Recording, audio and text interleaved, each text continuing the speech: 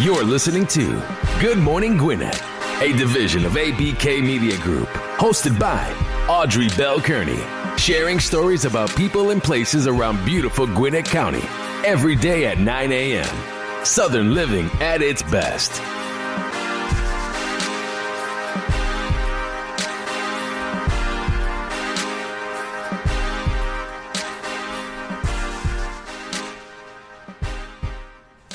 Good morning, and welcome to another episode of Good Morning Gwinnett. I'm your host, Audrey Bell Kearney, and hey, listen, it's Christmas Eve. It is Christmas Eve. I'm so excited. I got family members coming in. Hope you have finished your Christmas shopping. I actually have one more gift to buy. Can you believe it? Like, I still have something to buy. That's crazy. I'm normally pretty good about this, but I had such a hectic schedule this year. This has been a pretty amazing year. The first part of the year I had deal with some medical issues. Then it kicked into gear probably around August. It just started to go really, really fast for my business. And the last few months, November and December, have been pretty busy. And so, and normally I'm finished by now. I do all the wrapping in the house for everybody. People bring their stuff to me to wrap. I'm the wrapper, and I love it. So I'm not complaining when I order because I love to wrap gifts. I love Christmas. Christmas could be every day for me because I'm like a big kid. And it's not even about me receiving gifts. It's really about me giving gifts.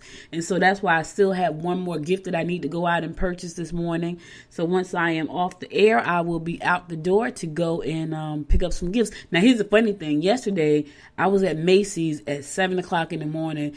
And I had never shopped that early in my life. That was my first time going shopping that early. And the reason being is because I had to take my niece and nephew to the airport because they're going home to visit their parents for the holidays in New Jersey. And I said, man, this would be a great time for me to go to Macy's. So we dropped them off at 6:30 at the airport. We got back to Macy's around 7:07. We were the first ones in Macy's yesterday morning. They had a great sale, some really beautiful items, and we were the only ones shopping for about an hour, and then people started pouring in. So that was kind of cool to be shopping without the crowds. I'm not a crowd person. I like to shop though. No, well, let me say this. I like to shop for clothes and shoes. I'm not a grocery shopper. I am a clothes and shoes shopper. I'm not a big purse person. I have purses, but I love clothes and shoes. I don't know any woman that does not like shoes. So I'm one of those women. I love shoes and I love clothes. So I love to shop when it comes to those things. So spent yesterday morning at Macy's over at Gwinnett Place Mall here in Gwinnett shopping. They were open at 7 o'clock. I think they opened at 6 this morning. I started to go this morning early, but I was so tired from yesterday because we have a lot of family members coming in the next hour or so. And so I was tired because I was getting the house ready, getting all the bedrooms ready. We have 3 spare bedrooms and I had to get them all prepared. My husband said we should start a bed and breakfast because one group left out to go to the airport yesterday morning and another group is coming in today. So, pretty cool though, pretty cool. I'm not complaining. I love every minute of it. So anyway, today is Christmas Eve. I hope you finish your Christmas shopping and you won't be out there in the crowd like I will in the next hour or so. But anyway, so at the top of every show, I like to do what's called People Helping People, where I shine the spotlight on a nonprofit here in the metro Atlanta and Gwinnett area who's doing great things for people in our community, because there's a lot of people out there. You and I may be doing okay, but there's somebody out there not so well. And so we have some really dedicated people with great hearts who have a heart for helping and giving people. And so they started these great organizations, these nonprofits, where they help people do a variety of things. But today, the one I'm going to talk about is called Friends of Gwinnett Seniors. Now, let me just tell you a quick story before I tell you about the nonprofit. I used to work for Prudential Insurance Company in New Jersey, and there was a woman that used to call in every day around 10 minutes to 3. I got off at 3 o'clock every day. This woman would call every day around 10 minutes to 3. Her name was Miss, I'm never going to forget her, and we're talking about probably 20-something years ago. Her name was Miss Fredrickson, and she was a senior citizen. She would call every day about 10 to 3, and I don't care who got that call. They made sure that they routed that call directly to me, because she wanted to talk to me. And what happened was, she and her husband were elderly. And I think for her, I was the person that she talked to every day to give her, I don't know, some kind of inspiration or something. But she called every day just to tell me anything. I would ask her, how was the weather? She would tell me that, how was the husband? How was things going today? Not really to talk about her insurance or anything. She just wanted to talk. And, I know that's because a lot of time elderly people get lonely when there's nobody in their lives to help them, to talk to them, to be around them, to just be there for them, So she would call me, she would talk to me. When her husband passed away, she called me and told me, my husband passed away. And I don't know what happened to her after that, because I didn't get any more calls from her after that. I probably got about 2, and then I didn't get any more. And we were not allowed to call them, so she would have to call in, and her call stopped. So I don't know that, did she go live with a family member somewhere? I don't know that she passed away herself, or did she say, you know what, I'm about to take a trip around the world. I'm going to be off the grid for a while. I don't know. But I know for years she would call in at 10 to 3 every day to talk to me. And I just thought that was really cool. And people walk up to me anywhere and talk to me. It's the weirdest thing. My husband said I attract a lot of strange people. And, I'll talk to anybody. I was in the grocery store one time, standing by the meat department, and there's a gentleman walked over to me, and he just started talking to me. He was talking about how he wanted to write a book. Now, here's the funny thing. I'm an author. So God must have sent him to me to talk about that book, because he came over to me and he started talking. He was telling me how he wanted to write a book. And, and when he said that, of course, I had experience so I could share with him. And he was about 80 years old. And I said to him, you should write a book. We went so my husband and my daughter goes, oh my God, we're never going to get out of the grocery store now. It was hilarious. But I had to talk to him, and I had to talk to him about something that he wanted to talk about.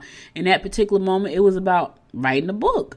And, he was elderly, and I guess he just felt like he could, I don't know, maybe I have a face that people feel like they could talk. Now, my mom said I look mean all the time, which is funny because I'm not mean, but he walked up and just started talking about the meat department, and I was telling him about how to write his book and how to get it out there on the market. So, yeah, so Friends of Gwinnett Seniors is an organization that helps seniors and provide them with meals and transportation, because a lot of times, some seniors can't drive anymore. Some seniors should not be driving, but they do. But some can't not drive. Some need help with preparation for meals and things like that. So this organization, that's what they do. They reach out to seniors.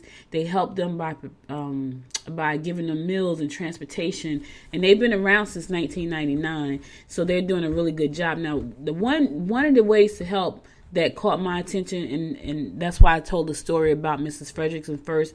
They have a way for you to help. It's called visitation and phone support.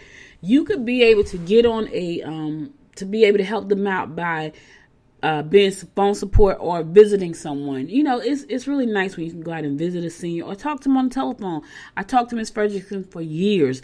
So Friends of Gwinnett Seniors have the opportunity, if you want to just talk to someone, you don't mind having a conversation with someone to lift their spirits up and, give them a glimpse of the outside world, especially people that are homebound, they just talk to them.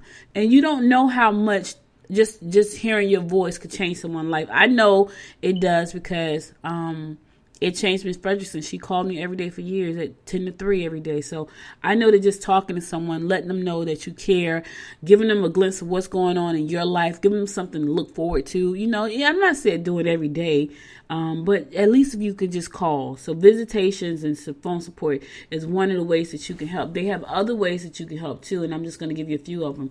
Home repair. A lot of senior citizens don't have access to home repair. I helped a nonprofit in New Jersey. They had an organization. They bought a franchise. A nonprofit bought a franchise called Handyman Matters, and they brought me on as a marketing consultant to help them grow the franchise. And one of the places that we looked at was helping senior citizens who were not able to afford a regular contractor to come out and do certain things for them. And so I felt like, if we could provide a fee that was reasonable to them, we could help them. So I created a marketing plan around senior citizens to help them repair certain things in their home. And so that we actually went out and did painting. Some people needed their railings on their porches. Some people need railings in the shower. Just little things like that. So if you know that you have a specialty in home repair, reach out to Friends of Gwinnett Seniors to offer that support if you can. Yard work is another big one. We're in Georgia. There's a lot of trees down here, and a lot of times I just look at my own yard. If it wasn't for my husband, I definitely would have to hire someone. But they may need help with yard work. If you can help, if you're a landscaper and you have access to the tools that can help them, get the yards in shape, by all means, reach out to Friends of Gwinnett Seniors and help them out. Technology assistance. Now, my mom thinks she is a wizard. My mom is 71 years old. She's still pretty young. But she thinks she's a wizard in technology now because of the phone. Now, on the computer, not so much. But on her phone, she can go on there. She can order stuff. She can get online. And we call it a Facebook police because she gets online and watches everybody's Facebook. And then she go back and share information with her brother's kids and her cousin's kids and stuff like. She tells on everybody. Pretty much is what I'm saying. But there are some people who don't know how to use technology, who may want to be able to use their phones or computer. And if you know that you have that skill set that you can help someone, by all means, do go out and help them learn how to use their telephones or their computers or their tablets so they can, get connected. Because here's the thing. Facebook connect people, you know what I mean? Like it connects people. Especially when there's limited connection to the outside world. That's a good way for seniors to get online, see what's happening, peep into other people's lives. I'm not a big Facebook person because I just feel like people are spying on you. And I know that sounds crazy as a business person. Now, on the business side, for marketing and advertising, it's great. I'm not on there very much socially. I'm on there sometimes, but not very much socially. But for some people, that's their lifeline. That's their line. That's their lifeline to the outside world because that's the only lifeline they have to the outside world. So listen, there are plenty of ways on here that you can help senior citizens out. If you want to know more about Friends of Gwinnett Seniors, just go to friendsofgwinettseniors.org. There's a lot of ways for you to give, a lot of ways for you to help out. They have activities that gives you more information about who they are. And listen, we're in the giving season. Hopefully it's giving season for you all the time, but maybe not.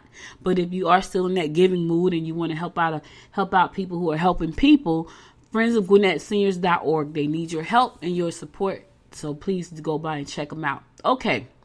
I just had to give that shout out because I think that's a great service, a great organization. So my topic of the day, listen, I'm going to be here with you all week by myself because everybody is on holiday right now. They are not trying to talk business, just me. I'm here talking business and telling you about what's going on in Gwinnett. If you want to get out tonight and do something fun, I saw this commercial and I thought this was so cool. Magical Nights of Lights. That's up at Lake Lanier, up at 7,000 Lake Lanier Island Parkway in Beaufort, Georgia. That was so pretty. This is the first time I saw that much snow in Georgia. Now, we had a little dusting last year, but when I say dusting, I mean dusting. I'm from Jersey, so when we get snow, we get snow. We get like 2 feet, 3 feet of snow. Not 3 feet, but maybe 2. But look, up at Lake Lanier, they have created, Chill Snow Island. And I'm looking at the commercial. I'm like, well, where is that? Because I see the kids snowboarding down the mountain of snow. And it's at Lake Lanier. So if you don't have anything to do, 5 o'clock this evening, you can take the family out to Magical Nights of Lights at Lake Lanier. Margaritaville, they call it. That's at 7,000 Lanier Island Parkway in Beaufort, Georgia. Now, if you're going to go there, you can go there by car, but you have to pay. There's a fee to pay. So you can put a carload of people in your car, as many as you can fit, I guess. And it's going to be $43 if you purchase online. If you get to the gate, it's $49 per car, not per person, per car. If you're going to take a bus, it's $90 if you purchase your admission online for the whole bus load of people. But if you get to the gate, it's $105. And if you're taking a shuttle, the shuttle is $225 online, and at the gate is $260. So if you're going to do this and you want to save a few dollars, I would say purchase online. And so once you get there, all you got to do is show them your admissions and you're in. You can take a carload. And we're thinking about doing that tonight. We have kids coming in. I've never gone to Lake Lanier at night in around this time of the year. They have the light festival they got going on, and they got Chill Snow Island, which I think is pretty cool. So you can go there. They got the light displays. They got carnival rides. You can make s'mores around the bonfire. Now, out of everything I just said, probably I was born in Georgia, raised in Jersey, but I'm Southern at my soul. And so the thing that stuck out the most for me about everything I just said about Snow Island and Lake Lanier was making s'mores around the bonfire. Like that's the thing that stuck out the most to me. So that's probably something I really want to do. And if we decide to do that, I will take pictures and post them on Good Morning Gwinnett website so you can check it out.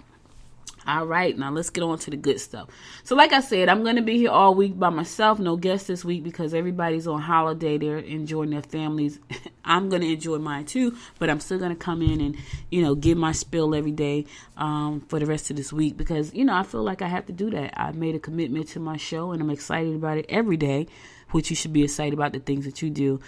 So even when holidays come, you still want to do what you do. So I'm going to take the rest of the day off after I do this and just hang out with the family, drink eggnog, and play Christmas music. But today, right now, you got me for the next 10 to 15 minutes, and I'm going to talk to you about how to prepare for a media interview. Now listen.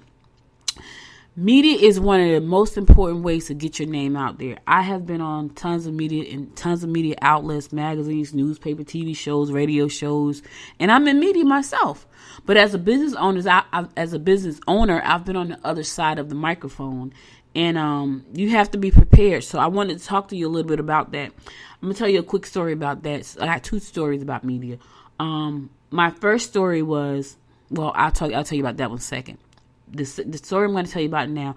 I interviewed 2 women called mompreneurs, and they were pretty big some years ago. They had written a book called Mompreneurs, and I interviewed them on my show. And although I had not met them in person, I knew them because of my interview with them. Well, when it was time for them to be interviewed they had to come to New York, and they were going to be interviewed on the John Walsh show. So for those of you who don't know who John Walsh is, he became very well known when his son Adam went missing, and he went on a crusade to find missing children. And because his son went missing, he never found them. So his mission in life became to help people find their missing children. But in the interim, because of his mission to help other people who had lost their child or children, they offered him the opportunity to host a show, and I want to say it was NBC TV at the time. I think that's what it was. He had a show called The John Walsh Show, and it was on national television. It was a nationally syndicated show out of the New York studios, and the mompreneurs were going to be on that show, and they told him about me. Now, I didn't find out about this media opportunity until about 7 o'clock the night before. And I only did that because I came in, I think I had been out networking or a workshop somewhere. I was out somewhere doing business. And when I came in, something said, check your voicemail. And I did. And it was an opportunity from the producers for me to come to the John Walsh show that morning. And I had to be at the studio by 8 o'clock that morning. So just to give you a little bit of idea of how that works. I'm in New Jersey. I had to go to New York. You don't want to really drive in New York because driving is kind of like driving in Atlanta. But the parking is expensive, and I had a big expedition. And so the bigger your truck, the more you pay. So I will pay anytime on an average $50 to park when I went to New York and I drove my truck. So I said, okay, I'm going to get up in the morning. I'm going to take the train into New York, which is what I did. I was prepared. I was ready to go. It was a very short notice, but when they called me, I was ready. I got over there early enough so I could have time to relax and, be on my best. And it was so funny because I remember when they did the show, they came to me for questions. And my family members all the way down in Albany, Georgia, and just to give you perspective of what that is, where that is, Albany is close to Florida, like very close to Tallahassee, probably like an hour. So we talking about very, very south of here. And they was like, oh my God, we saw Audrey on TV because that was a nationally syndicated show. So my first tip is for you, when you're thinking about when you're going to be interviewed by the media, be prepared. Be prepared. because when the media calls, you want to be able to answer them and you want to be able to get there in time. You don't want to lag around because you never know what you're going to miss. You never know who's going to be watching, who's going to see you. So that show was syndicated. It aired all across the United States. And I remember someone came to my house because they saw the show in New Jersey. Somebody I had not spoken to in 2 or 3 years. And they just knocked on my front door. And it's like, oh my God, you're famous. And it was the weirdest thing because I had not talked to that person for 2 or 3 years. And they just showed up and knocked on the door because they saw me on television, which was kind of weird because it was a crazy backstory behind that, but I won't get into that. But anyway, be prepared when you are going to be interviewed. You want to make sure that you know your stuff. If you know your stuff, you'll have a great interview. Now, don't be like a robot. Don't be so rehearsed. Be relaxed. I like to have conversations with people. When I have them on the show as a guest, I like to have conversations because that kind of puts people at ease. But here's the thing. You need to know your stuff. So tip number 1 is be prepared. That's the first thing. If they call you, be ready to go. You don't want to waste time. They tell you to send information to them, send them information. Now, I'm a little bit lenient, right? Which I probably won't be in the coming months. If I say send me something and you don't have it in by a certain time, chances are you won't get on the show. I'm a little bit lenient right now because I'm still filling out how Good Morning Gwinnett is going to roll. And it's pretty much going to roll like my other shows, which means probably won't be so lenient when people don't get back to me in a timely fashion. But right now they get a pass. Most people won't do that. I missed the interview. I missed one interview in 20 years, one. And I really didn't miss it. I was late by 15 minutes. And it was because I was in a meeting with someone else and I lost track of time. And when I went in to get on that woman's show, she would not let me in. She wouldn't even talk to me. After I apologized profusely because I knew that she had put my name out there and people were coming there to hear what I had to say. And I was late. I was 15 minutes late and it was, I just lost track of time. That never happened again. I sent her all the information she requested way ahead of time, but I missed the interview because I was 15 minutes late and she did not talk to me. And I'm sure she was embarrassed and pissed off. And I get it, but I also get that sometimes things happen, but she didn't care. I never talked to her again. I reached out to her. She never talked to me. And I was like, man, that was awful. I felt bad because she had put it out there. So you want to be prepared. You want to know your stuff. I interviewed this woman one time. She practically begged me to be on the show. And this was a radio show, a traditional radio. And every time I would see her at a networking event, she wanted to get on the show. Now, I didn't really care too much about the product. But because she was always somewhere, I figured, okay, well, I'm going to put her on the show. After about probably 3 months of pitching me why she should be on the show, I put her on the show. She was a part of a makeup company, and it wasn't the one that everybody know. It was not Mary Kay. It was another company. I can't think of the name of it. But when she got on the show, and people could call in and ask her questions, we didn't take calls, as they thank God, because the show was a hot mess. Every question I asked her, only thing she could say to me was, our products are all natural. We make everything with aloe vera. Every question, which means she did not know her stuff. She did not know her stuff, and she practically begged me to be on that show. Now, the funny thing was, I said to her, what sets your company apart from Mary Kay? And the only thing she could say to me was, all of our products are natural and they're made with aloe vera. That was the only thing she kept saying. It was crazy. No matter what question I asked her, we went to commercial, we came back. I was like, you got to relax. You got to loosen up some stuff. I'm so nervous, and I get it. But even though you're nervous, you got to know your stuff. And you may come across as nervous. I get up every day and I do this show and I'm still nervous every day. However, I know what I know, like I'm talking to you right now, and prayerfully the person that I'm interviewing knows what they know. But she did not. And so she had a terrible interview and I never called her back to be interviewed again. My producer at the time, she was in the booth looking at us, right? And she was just shaking her head like, this lady is terrible. And so when the lady left, now remember, she was with a makeup company. When the lady left, she said to me, Audrey, I would not buy makeup from her. She's like, did you see her? Now, we were in the radio station. The woman looked like she just rolled out of the bed and just came to the radio station. She was live on radio in the radio station. She's like, I wouldn't buy anything from her. She looked a mess. And I think she was just nervous. But you got to bring your A game. You got to be prepared. You got to know your stuff because that's very important. Here's the other thing, too. You don't know what other media outlet is listening. You don't know if there's another media outlet. Because listen to this. If you ever saw a story go out in the media, right?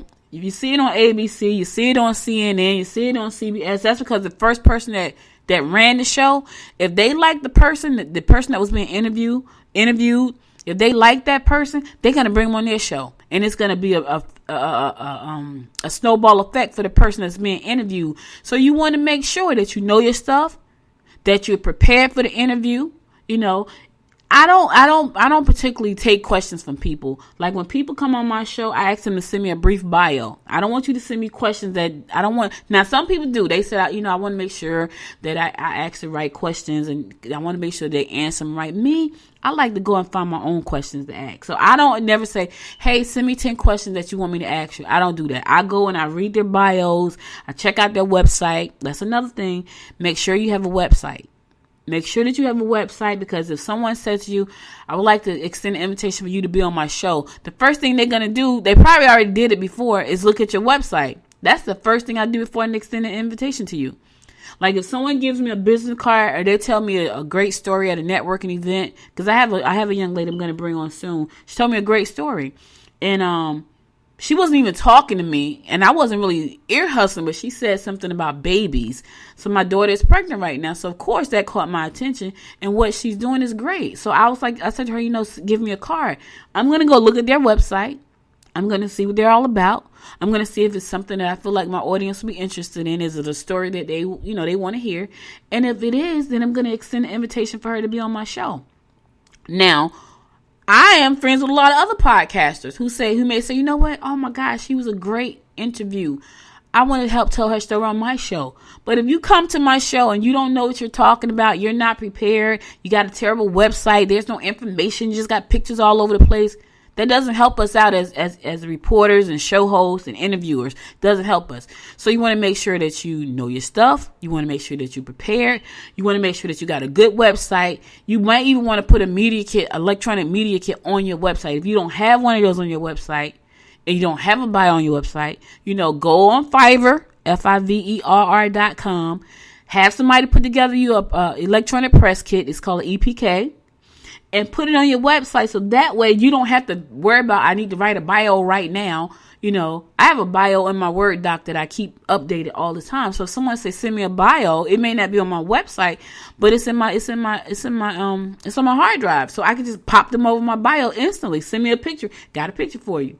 So you want to make sure you have that. If you know that you don't have the time, put that information on your website. So now when people go there, your whole EPK is up there. They can go there, pull it up, find out about you, what you do, the services you offer. And then if they want to extend an invitation for you to be on their show, then they can.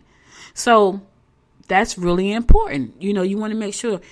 Answer the questions. Don't tell it, don't go all around the bush. And, sometimes it's cool when you're having a conversation. But answer the question and don't talk so long. Some people you ask them one question and they spend like 7 minutes talking about that one question. And they're rambling because they feel like I have to get everything out. You don't have to get everything out on one question. Answer the question. If you want to tell a quick story about the question, do that. But just don't keep making up stuff and rambling on and on and on and on and on. Don't do that, because that's annoying. And I'm only speaking for myself. For me, it's annoying when I interview somebody and I ask one question and they feel like they cannot stop talking about that one thing. It's like they're making up stuff in their head to keep talking, as if, I'm going to keep talking because I want to make sure I get out every single thing about this one question. Well, now you're taking up time from the interviewer, and he or she may have something else they want to ask you. Don't spend so much time rambling on and on and on one question. Answer the question. If you got a quick story, tell the quick story, and then move on. Never turn down an interview. I'm going to say that. I don't care how small you think it is. I interviewed Mark Victor Hansen. And for those of you who don't know who Mark Victor Hansen is, he is one of the co-authors of Chicken Soup for the Soul series 3 times. And I think I may have said this on a previous episode. I interviewed him 3 times. 2 times the interview was kind of messed up because there was a problem with the radio station and the way that the call was coming in. Like we couldn't hardly hear him. But the 3rd time, I finally got a chance to talk to him. And so I reached out to his publicist, and I was like, I really want to interview Mark. And she said, okay. She sent me over all his information. Not only did she send me information, she sent me free books to give away on the air, which was great. I'm going to be doing giveaways next, starting in 2019. And so I interviewed him 3 times, and I said to him, and he was on the West Coast, I was on the East Coast, so my show was at 7:30 on a Saturday morning, which means it was 4:30 on a Saturday morning for Mark. And I said to him when we were off air, I said, listen, I just got to ask you, why did you do this show like 3 times? My little show, He said, because you never know who's listening. You never know who you're going to reach. I never turned down an opportunity to share my story and my expertise. And I was like, I took that to heart. So anytime someone reach out to me about being on their show, I'm Johnny on the spot. Yep, I sure will. I'll be on your show. Some people think that, oh, that's too small. I don't want to be on that show. They don't have a following. Mark Victor Hansen said, never turn down a media opportunity. Who am I not to listen to Mark Victor Hansen? He's a chicken soup for the soul guy here in Jack Canfield, So I took that to heart, and so I never turned down a media opportunity. So never turn down a media opportunity. Here's my last point. If you're trying to get interviewed on anybody's show, you want to make sure that you're pitching the right person, the right producer, the right show, the right media outlet. You don't want to just be pitching to be pitching. You want to pitch the right people, because that's a waste of time. Let me tell you what happened to me. I've been in media for a long time, about 15 years now. And for 3 years, I was a panelist at the National Publicity Summit in New York. I think it was like 3 years in a row. And so this particular company, what they did was they catered to authors. So they would have authors come out, and the authors got a chance to pitch the media. You only had 2.5 minutes to pitch the media, right? People would come up and pitch me on stuff that had no relevance to what I talk about. None. I'm talking about zilch. And they wasted 2.5 minutes of my time and their time, because I'm not going to have you on the show. I remember this guy coming, he was pitching me something about the environment, and I'm trying to figure, he was like a scientist, and I'm saying, yeah, that probably would not be a good fit for my show. And I kept telling him that. He was still trying to tell me why it would. He was not an entrepreneur. He was not an author. He had papers on. It was crazy. Don't try to pitch the wrong media outlet your story if it does not fit, because they're not going to have you on. They're just going to throw it in the garbage, put it in the trash on their email. Do not do that. Pitch the right person. Pitch the right media outlet, because you could waste time pitching media outlets who could care less about what you're talking about if that's not what they talk about on their show. So be very intentional about the shows that you want to get on. Be very intentional about the media the media reach that you put out there. I knew when I did a press blitz one time. I went to the bookstore. I looked at all the magazines that I wanted to be written up in, right?